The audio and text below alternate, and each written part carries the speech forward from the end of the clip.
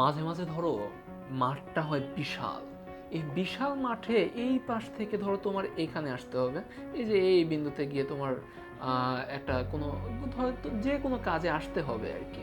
এখন তুমি কিভাবে আসবা? এই মাথা থেকে ঘুরে এত দূর পর্যন্ত গিয়ে তারপরে এখানে হেঁটে আসবা, এটা ঝামেলা না? এটার কারণে অনেক সময় দেখা যায় যে মাঠের মাঝখান দিয়ে রাস্তা তৈরি করা হচ্ছে এবং সেসব ক্ষেত্রে হিসেবটা আরো জটিল হয়ে দাঁড়ায়। সেটার জন্য আমি অন্যভাবে তোমাদের রাস্তার ক্ষেত্রফল বের করা শিখাবো।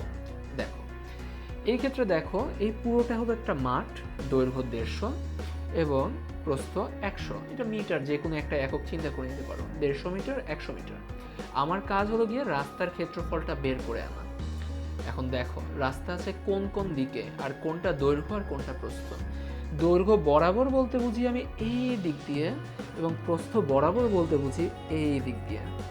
তুমি চিন্তা করো, এই যে এটাকে তুমি চিন্তা করতে পারো একটা অন্যরকম একটা আলাদা আয়তক্ষেত্র। আলাদা একটা আয়তক্ষেত্র এখান থেকে শুরু করে এত দূর পর্যন্ত যেন আলাদা একটা আয়তক্ষেত্র। সেই আয়তক্ষেত্রের দৈর্ঘ্যটা তুমি জানো, এই যে এখানে যদি 150 হয় এটাও 150 হবে শিওর, এবং প্রস্থটা এটা হলো গিয়ে 3। তাই তোমার দৈর্ঘ্য বরাবর রাস্তার ক্ষেত্রফল খুবই সিম্পল। দৈর্ঘ্য বরাবর রাস্তার ক্ষেত্রফল সমান 150 ইন্টু 3 বর্গমিটার। মাথায় রেখো, যখন কিনা ক্ষেত্রফল হয় তখন বর্গমিটার হয়, আর দৈর্ঘ্য প্রস্থে ওগুলোতে মিটার হয়। এখন এই যে এই পাশ দিয়ে প্রস্থের দিক দিয়ে যদি তুমি চিন্তা করো, এখান থেকে এত দূর পর্যন্ত দূরত্ব 100 মিটার, ঠিক আছে।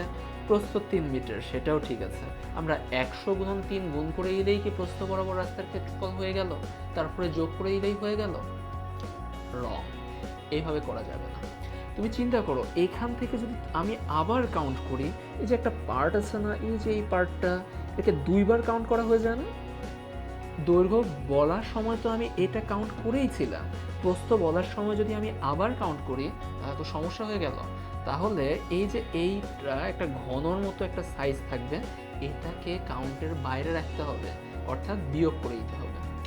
প্রস্থ বরাবর তাহলে রাস্তার ক্ষেত্রফল হবে, এখান থেকে এত দূর পর্যন্ত কাউন্ট করব না, মনে করব মাঝখানে এটা নাই, ধরে নিব যে দুইটা এই পার্টটা একসাথে থেকে গেছে। সেই ক্ষেত্রে দৈর্ঘ্যটা হবে 100 থেকে এই যে এই পার্ট 3 বিয়োগ 100 মাইনাস 3, এবং এটা কিন্তু দৈর্ঘ্য, প্রস্থ কি সেই 3, এত বর্গ মিটার। তাহলে প্রস্থ বরাবর 97 গুণন 3 বর্গ মিটার।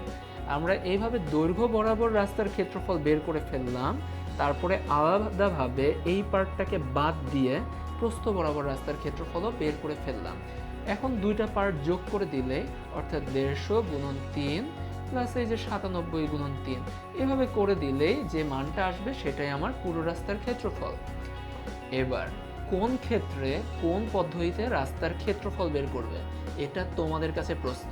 কখনো দৈর্ঘ্য বরাবর প্রস্থ বরাবর এইভাবে করলে সুবিধা হয়, কখনো পুরো রাস্তা, পুরো মাঠ থেকে রাস্তার ক্ষেত্রফল বিয়োগ, অথবা পুরো মাঠ থেকে, অর্থাৎ রাস্তা সহ মাঠ থেকে শুধু মাঠের ক্ষেত্রফল বিয়োগ দিয়ে তুমি রাস্তার ক্ষেত্রফল বের করতে পারো। কোনটা কোন ক্ষেত্রে বের করবে সেটা তোমাদের কাছে প্রশ্ন। এই ভিডিওর কমেন্ট বক্সে তোমাদের আইডিয়াগুলো শেয়ার করো।